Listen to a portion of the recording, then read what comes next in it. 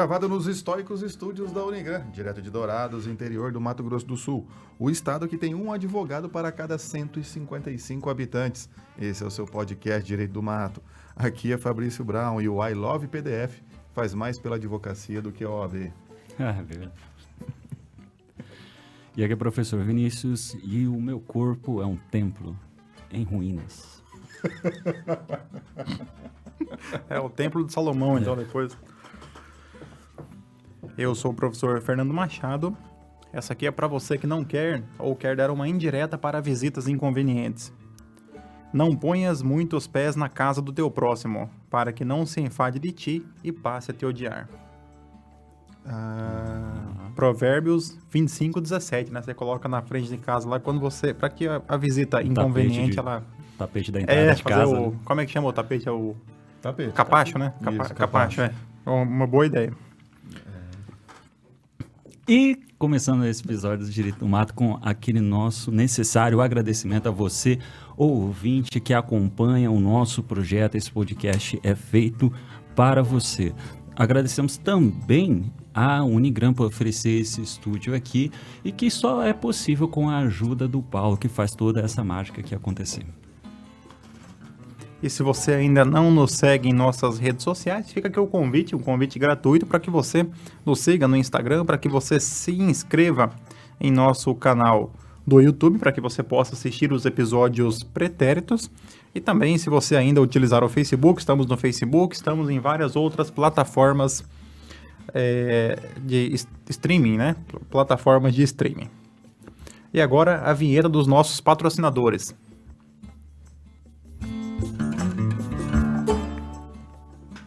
E você também pode ajudar a causa do Senhor adquirindo uma de nossas canecas. Acabamos de fazer um novo pedido para a fábrica.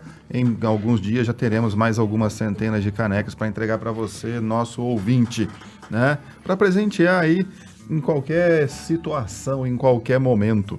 E para presentear, quem sabe, né? Porque no dia da gravação desse episódio é comemorado o quê hoje? Hoje é o dia professor Fabrício, ele deixou bem o dia do garçom. Esta classe que é tão importante para a sociedade, tão relevante, né? Que movimenta esse país, torna esse país um lugar democrático. Está na Constituição, o garçom é indispensável à administração da justiça, né? Sem dúvida, e é graças a ele que a gente fica mais feliz nos momentos de felicidade. A única profissão que tem os melhores adjetivos, né? Porque claro, advogado não tem, né? Na verdade tem os piores, né? Advogado tem os piores adjetivos, o garçom tem os melhores adjetivos. É isso aí. Então, se você conhece um garçom, ó, uma sugestão de presente para esse nosso mestre que sustenta. E você que está ouvindo e não sabe que dia isso foi gravado, foi no dia 11 de agosto, aí ficou um pouco mais fácil aqui também. Que é dia do garçom e também do advogado. E do estudante. E do estudante, né? Temos que parabenizar os estudantes que não fazem mais que a obrigação. Exatamente, né? Não é isso que o pai e a mãe falam? Se você vai mal, se você vai bem, só fez sua obrigação. Não tem vantagem nenhuma estudar, gente. Vai ser influencer no TikTok. Que futuro, hein? Pior que não dá nem mais pra discordar, né, velho? Não dá nem pra discordar. E certamente terá mais seguidores do que nós, aqui do Direito do Mato. É verdade. O que não é muito difícil, né? Mas vamos lá para a nossa primeira notícia do dia. Aqui é uma notícia que envolve direito processual e envolve também, de certa forma, execução fiscal, né? Marcas de indústria de brinquedo podem ser penhoradas. Segunda turma ratificou o entendimento da 10ª Vara de Execuções Fiscais. A segunda turma do TRF3 ratificou a decisão da 10ª Vara de Execuções Fiscais de São Paulo, que determinou a penhora de marcas da empresa que atua na fabricação de brinquedos. Para os magistrados, a medida é válida por se tratar de patrimônio do devedor e não impedir o prosseguimento das atividades do fabricante. Após o primeiro grau autorizar o procedimento, a empresa ingressou com recurso no TRF Terceira Região, sustentando ilegalidade na penhora das marcas, por contrariar o princípio da menor onerosidade e possuir bens que ainda não havia apresentados. Ao analisar o pedido, o relator do processo, desembargador federal Peixoto Júnior, afastou o argumento da empresa que não teve oportunidade de indicar outros bens para empenho. Verifica-se que foi citada para nomear bens Foi intimado dos leilões frustrados da manifestação da União de que 1,2% do faturamento penhorado nos autos de outra execução não é suficiente sequer para a garantia dos apensos daquela execução, ponderou o relator. Segundo informações, a empresa possui débitos com a União que superam 500 milhões em execução de quase 20 anos. O magistrado também desconsiderou o argumento de que a decretação de indisponibilidade de marcas impediria a penhora. É matéria que já passou pelo crivo da jurisprudência, entendendo-se pela possibilidade da medida e, não obstante, o registro da indisponibilidade. Quanto ao princípio da menor onerosidade, o relator lembrou que o artigo 805 do CPC deve ser analisado em conjunto com o artigo 797, para que a execução seja feita no interesse do credor. Entre aspas, a Fazenda Pública não é obrigada a aceitar bem que é insuficiente sequer ao pagamento das execuções apensadas ao feito em que se já encontra penhorado, fecha aspas. Por fim, a segunda turma seguiu a jurisprudência no sentido de que as marcas são bem penhoráveis, por se tratar de patrimônio do devedor e não impedir o prosseguimento das atividades da empresa. Agora falar a marca, né? Ficou parecendo a Voz do Brasil agora. Na Guanabara, 19 horas. Isso antes quando ainda era na Guanabara, né? Capital do Brasil, né? Era antes. Puta que pariu. É mais antiga, mais antigo, é. É. Nem tem mais o estado da Guanabara. Não existe mais. Primeiro ponto aqui, professor Fabrício, explique para nós e para o nosso estudante, que hoje é o seu dia, parabéns ao estudante, o que significa ou quais as implicações desse princípio da não onerosidade na execução. Da menor onerosidade? Da menor onerosidade. Não, onerosidade não teria como, porque senão não teria penhora. Há um princípio, na verdade, uma regra, né, dentro do direito processual das execuções, que deve seguir da forma menos onerosa pelo devedor. Ou seja, havendo vários bens ou várias formas do credor receber a sua dívida, receber o seu crédito, ele vai fazer da maneira menos onerosa. Então, ao invés dele penhorar, por exemplo, se ele consegue utilizar isso pegando, digamos, um veículo do devedor, ele não ao invés do imóvel do devedor. Ao invés do imóvel do devedor. Então, vai a forma menos onerosa. Então, se tem dinheiro disponível, em vez de pegar um imóvel ou um outro bem, você faz dessa maneira. Porque, às vezes, ele tem um imóvel comercial, tem outro imóvel comercial, tem vários bens. E o credor quer penhorar justamente onde o cara tem o comércio dele, onde ele tem a sua fabriqueta, sei lá, e tal e coisa.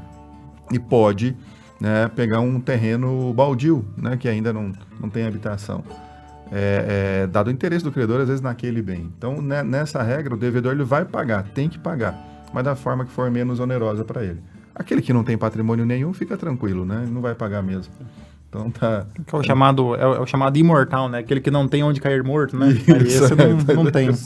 Você tem a sentença, mas você não consegue executá-la, né? Cara, esse princípio ele faz muito sentido, né? Porque por mais que a gente chegue até a fase de execução, né? Segue aquela lógica, não, o cara tem que pagar, tem que dar um jeito desse cara realmente cumprir com a sua obrigação, até porque duas coisas ficam em jogo, né? Primeiro é o próprio crédito do exequente, segundo é a própria moralidade assim, do Poder Judiciário, né? Mostrar que é efetivo e tal. Só que é aquela coisa do direito contemporâneo, né? Tem que ter razoabilidade, tem que ter aquela proporcionalidade. Não pode ser aquela coisa de antigamente, tira até a cueca do cara. E interessante que, independendo se a cueca tiver bastante valor, né? Pode ser que tenha. Em algumas situações, hoje tem sido... e o direito processual tem convivido aí com algumas formas de execução bastante criativas, como nós vimos, por exemplo, milhas aéreas ou outros bens também que hoje acabam tendo valor. Então, nós podemos pensar, por exemplo, não sei se já, mas seria possível a penhora de um perfil do Instagram, ou do faturamento, por exemplo, daquilo que é pago pelo YouTube ou qualquer outra mídia, que são formas também hoje bastante interessantes. Muitas vezes a pessoa ela não tem os bens tradicionais, o imóvel, o dinheiro em conta, o veículo, isso está em nome de terceiros, porém a pessoa ela recebe valores, por exemplo, do YouTube, uma pessoa que tem um canal aí bastante famoso. Então, são formas também que hoje acabam sendo bastante interessantes para se forçar o devedor a honrar o seu crédito. E a chegar a atingir a marca, só que daí vem aquela pergunta, né? E aí a gente volta pro Fabrício, né? Aqui eu confesso que eu fiquei com uma dúvida, como é que se operacionalizaria a penhora da marca em si, né? Bom, como a marca tem um registro, né? A própria lei de propriedade industrial, a lei 9.600, agora não vou puxar. 610? Não, a 610 é direito autoral, Ah, tá. né? 9679, alguma coisa. Bom, a lei de propriedade industrial, se você procurar lá, vai achar essa lei. Ela fala, se não me engano, no artigo 5º, que marca, patente, registro e tal, são bens móveis. A propriedade industrial são bens móveis. Para classificar a forma que a gente faria negócio, de cessão, de doação, tudo, né? Então você faz tudo como faria com bens móveis, seja por instrumento particular, dispensando instrumento público. Como a marca tem registro, né? A invenção tem patente, então se a marca tem um registro, você vai fazer a penhora e vai averbar ela no INPI. Vai fazer o comunicado para o INPI que aquela marca está penhorada. Então, em eventual negócio de cessão de marca, de venda da marca do produto, vai constar aquele registro da penhora, como se fosse num veículo automotor que estaria averbado, apareceria na consulta do Detran, ou no imóvel. O imóvel que você na matrícula. Isso aparece na matrícula do imóvel. Então, como o INPI é a autarquia, né, a agência reguladora, digamos, desse setor todo, tem essa possibilidade aí. Então, em tese, não há Então, ele não haveria ali não haveria uma satisfação imediata do débito mediante repasse. A gente está falando da penhora, por exemplo, garantir o juízo. Agora, o que vai fazer com essa marca? Como que o credor, aqui no caso a União, ela vai transformar isso em ativo para ela? Ela vai levar essa marca a leilão? Vai vender a marca? O problema de vender a marca, aí nesse caso, apesar de ser um bem penhorável, você pode quebrar a empresa, porque ela vai continuar podendo ter o produto dela, mas não vai poder mais usar aquela marca. Mesmo se só emprestasse, já causa no senhor prejuízo. Né? Sim, então do faturamento dessa marca, daí você está entrando no faturamento da empresa. E aí nós iríamos lá, por exemplo, um princípio da função social da atividade empresarial, da empresa, algo que vai justificar. Porque se é da forma menos onerosa, tudo bem, eu vou penhorar, mas eu não posso quebrar o devedor. Se eu retiro as marcas dele, se eu levo para leilão as marcas vão para leilão, ele fica sem outros ativos. Né? Brinquedo, então são brinquedos. Então a fabricante de brinquedo tem alguns brinquedos, algumas linhas lá de brinquedo. E ele detém aquelas marcas. Vamos pegar, por exemplo, G.I. Joe, que é da Hasbro. Né? O G.I. Joe que virou filme e tal, desenho e etc. Surgiu por causa do brinquedo que a Hasbro criou, que é a linha G.I. Joe. Que eu não conheço nenhum dos dois. Os comandos em ação. Ah, sim. Né, que é o nome americano dos comandos em ação. Que no Brasil foi comandos em ação, que a Estrela criou a versão brasileira, comandos em ação. Eu acho que o He-Man também foi assim, né? Eu nunca tive isso porque o lá em Mambaia eu comprava só o brinquedo do R$1,99, minha mãe me dava, né? Aí era aqueles Power Ranger que virava a cabeça, né? E aí ele vinha com problema, ele virava a cabeça umas 2 vezes, depois já ficava no meio ali, né? Não sei. Virava a cabeça e montava tudo. Virava Lego. O Hulk era azul. Vinha lá um Batman da Marvel, assim, eram uns brinquedos que a gente tinha acesso. Então, o problema justamente é isso, como que penhora, beleza, está penhorado, está garantido agora aqui para a União. Então, né, a fabricante dos brinquedos aqui, a dona da marca, não pode vender essa marca tal e etc. Mas como que a União vai transformar isso em dinheiro? É isso que eu ainda não entendi. Eu posso penhorar, está garantido isso aqui agora. Vai levar para leilão? Se levar para leilão, são 4 marcas, vai levar 4 marcas para leilão, vai receber, e o fabricante de brinquedo vai ficar como? E é um leilão bem restrito, né? Porque quem vai ter interesse na compra das marcas é alguém que vai querer utilizar elas. Só complementando uma informação jurídica muito importante aqui, a história do He-Man, professor Vinícius, foram produzidas milhares de unidades do boneco do Conan, o Bárbaro, e eles acabaram não sendo vendidos, e aí a fabricante substituiu a cabeça dele e criou um brinquedo novo. E aí, para emplacar a venda, começou a se produzir o desenho lá do He-Man. Para quem gosta de coisas sobre brinquedos, tem um documentário na Netflix sobre um monte de brinquedo. Verdade. É muito bom porque começa com os brinquedos que eu brincava. E eu não sei por que o podcast jurídico foi parar no He-Man, mas vamos voltar. Não, porque aqui. é de brinquedo o negócio. Verdade. Ali, Então vamos lá. Bom, mas continuando aqui, eu acho que uma outra coisa que vale a pena comentar é que a gente está diante de uma execução fiscal. Aí um dos motivos a mais que faz a Fazenda Pública chegar até a marca dessas empresas é que a execução fiscal por si só já é uma execução totalmente vantajosa. É uma execução que deixa evidente que o exequente ele tem muito poder. E aí o CTN, lá no artigo 185A, ele vai dizer que na execução fiscal, se o executado ele é citado e não apresenta bens passíveis de penhora, o juiz ele pode já imediatamente dar a indisponibilidade de todos os seus bens, a indisponibilidade universal dos bens do executado dentro da execução fiscal. Então, por isso que é um outro meio, um outro caminho para chegar até isso aí. E aí, o exequente, nesse caso, ele só vai conseguir tirar a marca da penhora se ele apresentar um outro bem que a Fazenda Pública vai ter que concordar ou não se vai aceitar. Aí, normalmente, a Fazenda Pública ela só aceita se for dinheiro, fiança bancária ou então seguro-garantia. Mas, preferencialmente, dinheiro. Então, aqui o cara não tem... Nesse caso, se ele conseguir apresentar um outro bem imóvel, se bem que são alguns milhões aqui a dívida, ou um imóvel, né? Eu acho que a Fazenda Pública vai aceitar porque é mais fácil de vender do que a marca, né? Porque como estou falando de marca de brinquedo, então é bastante reduzido os que teriam interesse na aquisição dessa marca. Ela é valiosa para aquela empresa, etc., ou para o seu concorrente, né? Ou empresa que tenha interesse em utilizar aquele produto. Você não está falando, por exemplo, de uma marca de um alimento, que daí a indústria alimentícia é muito maior do que a indústria de brinquedo. Então, sei lá, poderia ser que nesse caso, mas pelo jeito aqui, considerando que 1,2% do faturamento não está conseguindo nem pagar os apensos, ou seja, é uma série de execuções ali ao redor, né? Não está nem pagando juros de certo ali, então não está fácil para essa... Tinha que entrar no processo, dar uma olhada para descobrir aí. Temos até para descobrir a marca da empresa, né? Que eu fiquei na curiosidade. E dizem que esse setor de brinquedo é extremamente lucrativo, né? Vamos descobrir para colocar na descrição do episódio.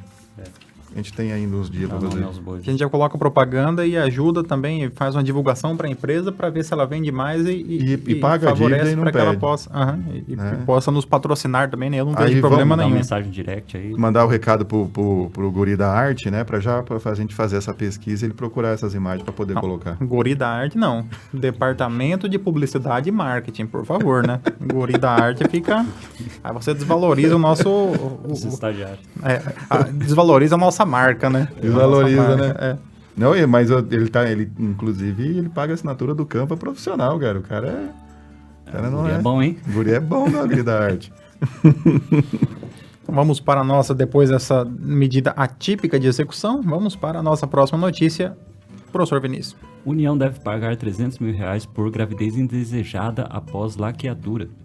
A quarta turma do TRF da terceira região determinou que a União indenize em R$300 mil por danos morais uma mulher por gravidez indesejada após laqueadura tubária. O procedimento cirúrgico foi realizado no Hospital Geral de Itapecerica da Serra. Obrigado. Lá de São Paulo. Por meio do SUS, para o colegiado, a autora tem direito à indenização, pois ficou comprovada a ausência de esclarecimento à paciente sobre a possibilidade de reversão espontânea da ligadura de trompas. Conforme os autos, a mulher se submeteu ao procedimento cirúrgico em 2002, quando já tinha 3 filhos. Ela justificou que era empregada doméstica e sua situação financeira não permitiu o aumento da família. Após 7 anos, foi surpreendida com nova gravidez, mas a criança faleceu 12 horas após o nascimento. Como consequência, a autora informou ter adquirido lúpus eritomatoso sistêmico, doença inflamatória crônica de origem autoimune em decorrência de trauma pela morte do bebê. Diante da situação, ela acionou o judiciário e solicitou reparação por danos morais e materiais contra a União. Após a primeira instância julgar o pedido improcedente, a empregada doméstica recorreu ao TRF3, requereu a reforma da sentença e argumentou que não foi informada sobre os riscos de nova gestação após a realização do procedimento. Ao analisar o caso, o desembargador federal entendeu que ficou comprovada a responsabilidade civil subjetiva por conduta omissiva do Estado, que implica no pagamento de indenização por conta de gestação inesperada. O magistrado desconsiderou a alegação da União de que a possibilidade de reversão teria sido amplamente informada. Não há como atribuir à autora a responsabilidade de ter conhecimento suficiente sobre a possibilidade de retorno da fecundidade. O que se vê nos autos são documentos que classificam a laqueadura tubária como um procedimento de esterilização definitiva. Por fim, o relator fixou o valor da indenização com base no sofrimento vivenciado pela autora e, entre aspas, o montante deve ser compatível à extensão do dano causado, ao abalo psíquico suportado, sem dar ensejo ao enriquecimento sem causa, bem como ostentar feito de reprimenda ao responsável pela ocorrência fática. Fecha aspas. Assim, a quarta turma unanimemente deu parcial provimento à apelação para condenar a União ao pagamento de danos morais, no valor de R$300 mil, com aplicação de juros e correção monetária desde 8 de dezembro de 2007, data do exame de ultrassonografia obstétrica que constatou a gravidez inesperada. Esta é a voz do Brasil. 15 anos para julgar no TRF, possivelmente agora haverá recurso ao STJ. Foi julgado no TRF3. Isso vai para o STJ, vai parar no STF, ou não. Então, pro STJ vai. Vai mais uns 5 anos, no mínimo. Se manter os 300 mil e a correção monetária de 8 de dezembro de 2007, esse valor vai estar nos 900 mil a hora que for ter que pagar. Mas vamos lá. Pontos importantes aqui para destacar nesta decisão. Aqui ficou expressamente na notícia que o fundamento foi a responsabilidade civil subjetiva por conduta omissiva do Estado. Aqui nós já falamos algumas outras vezes neste podcast. Nós falamos que a responsabilidade do Estado por uma conduta que o Estado pratica, por uma ação do Estado, ela é uma responsabilidade como regra objetiva com base no 37, parágrafo 6º da Constituição Federal. Contudo, aqui nós tivemos uma omissão. Então, qual que era o fundamento aqui desta ação? O Estado realizou o procedimento corretamente, ao que tudo indica. Esse procedimento, ele, como muitos outros procedimentos, é um procedimento reversível, que há uma pequena chance de reversão. E aqui não entrou em questão se o procedimento foi correto ou não. A princípio, o procedimento foi correto. O ponto que foi destacado aqui é que ela não foi informada da possibilidade de reversão. Então, é isso que foi comprovado. Então, não se discutiu aqui, essa decisão é interessante por conta disso, não se discutiu o procedimento em si.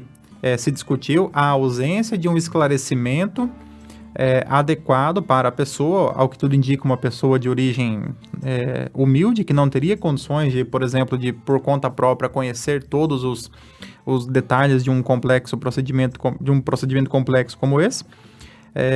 E foi constatado então que pelos documentos que foram juntados havia ali uma informação de que esse procedimento seria definitivo, era uma esterilização definitiva.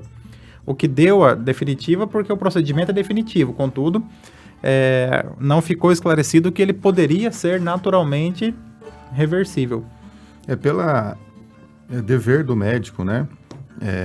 Dar todas as informações de todos os riscos do procedimento cirúrgico e também as implicações, né, após o procedimento. Tanto que para a grande maioria, os médicos exigem, né, que o paciente ele assine um termo chamado consentimento pós-informado. Ou seja, a pessoa dá o consentimento para o procedimento cirúrgico, procedimentos eletivos, que é o caso aqui. A pessoa escolhe fazer, né?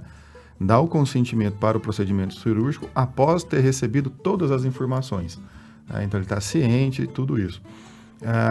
Como é no serviço público, eu acredito que em 2002, quando fez a cirurgia, não foi pego este consentimento do paciente, da paciente, no caso, né, da possibilidade, mesmo que rara, da reversão, né, da laqueadura, né, porque isso tende a acontecer. É raro, mas o organismo humano, às vezes, ele supera, dá a volta, né, porque a vida ela está aí querendo nascer e deixar a gente desgraçado.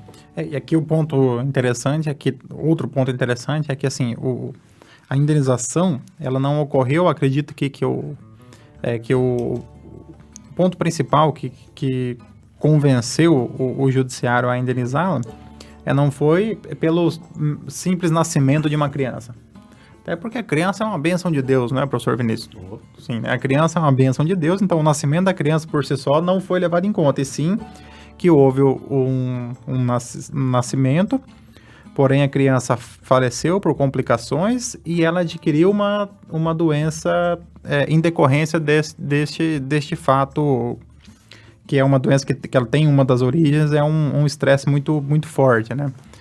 Então, assim, não foi necessariamente porque ela teve um filho que ela foi indenizada, e sim porque a criança nasceu, veio a óbito e ela desenvolveu uma doença grave em virtude do sofrimento que ela passou.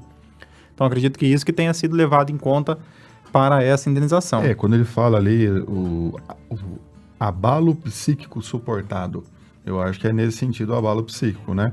Tudo bem, a pessoa fez justamente a laqueadura porque não queria ter mais filhos, já em 2002, e aí 5 anos depois se vê surpreendida com uma gestação.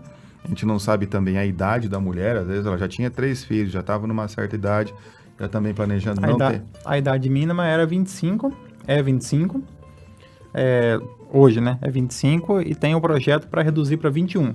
Então, o projeto foi aprovado no Senado da laqueadura, que tem 2 alterações. Uma, reduzir de 25 para 21 a idade mínima, e não exigir mais a anuência do cônjuge, a autorização do cônjuge para que seja feito o procedimento. São 2 mudanças importantes em relação à lei que trata a laqueadura. Então, e por isso que eu fico um pouco um pé atrás em relação a essa decisão aqui. Porque se ela se valeu do SUS, tem todo esse procedimento previsto legalmente para que faça esse procedimento, tanto a laqueadura como a vasectomia, onde ele vai exigir uma série de requisitos. E um desses requisitos é a orientação psicossocial. E denominar a laqueadura como uma esterilização definitiva, eu acho que seja no sentido de que o grau de sucesso da irreversibilidade é alto, só que ainda mais em medicina, a gente sempre tem que abrir um espaço para algumas exceções. E lembra que a gente já discutiu sobre isso, sobre aquele caso da vasectomia? Sim. A gente fez aquele episódio lá? Então, lá não foi concedida a indenização. Aqui foi. Aqui eu vejo porque é Estado. Aqui eu vejo... Que eu vejo por causa disso. Que é por causa do princípio constitucional do coitadinho. Eu não vejo fundamentos para indenização, apesar do sofrimento da pessoa, com a morte da criança, que não tem nada a ver com a laqueadura, a morte, né? O fato da morte foi outra complicação ali durante o parto. A doença que ela adquiriu foi por causa do trauma, do parto, né? A laqueadura trouxe a gestação ali. Eu não acredito que houve essa omissão aqui culposa nesse sentido, porque é justamente isso, a laqueadura ela é uma esterilização definitiva. Sim, porque você não tem como reverter normalmente aquilo tal, e é muito raro a reversão natural, né? E até como o Fernando falou, nem se discutiu se foi um erro médico, né? Que fez mal feito, não grampeou direito. Eu também não sei como é que é feita a lacadura. Acho que é laser, né? Acho que não, é tão antigo que ou era as trompas, eu acho que eram cortadas e costuradas, ou era dado um nó, para que não houvesse a comunicação das trompas com o útero, né? E também não pudesse chegar não pudesse chegar até lá Nós entendemos.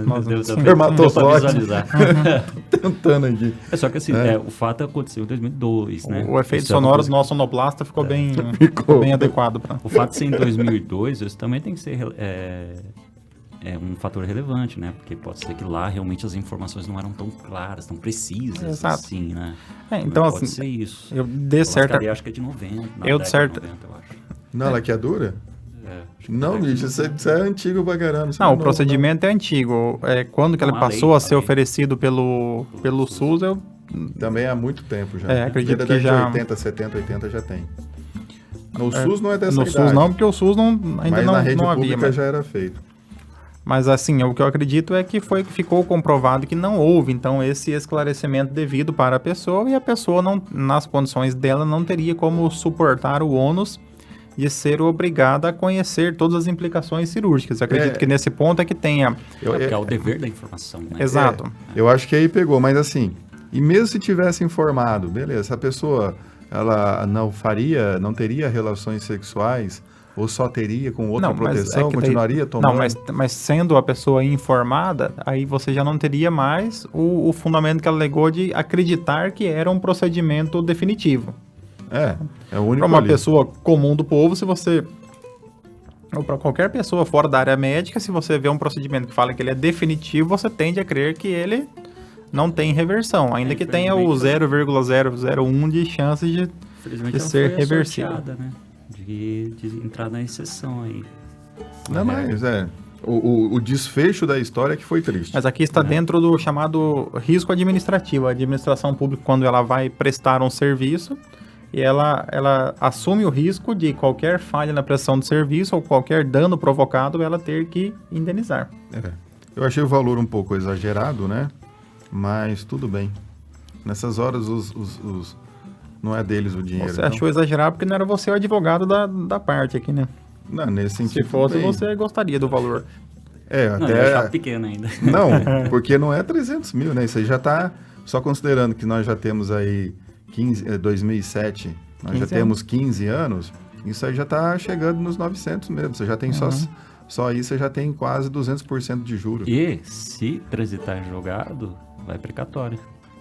Já mete uns 20 anos aí. Da União até paga antes, né? Da União não é tão Mas demorado. só de juros já tem 200% aí. Então isso aí já está uma maravilha.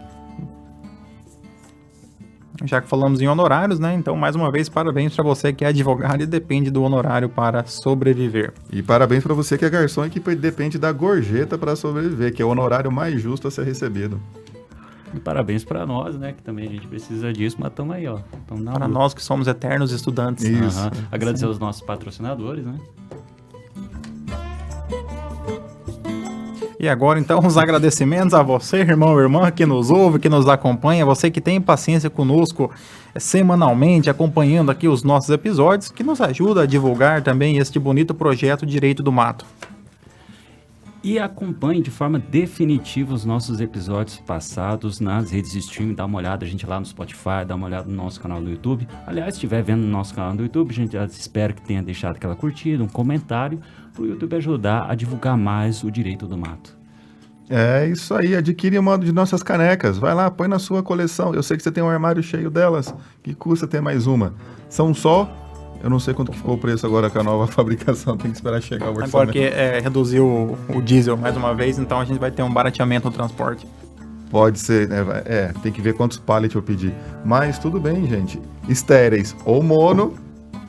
Tenham todos uma ótima semana. Um grande abraço. Sejam felizes.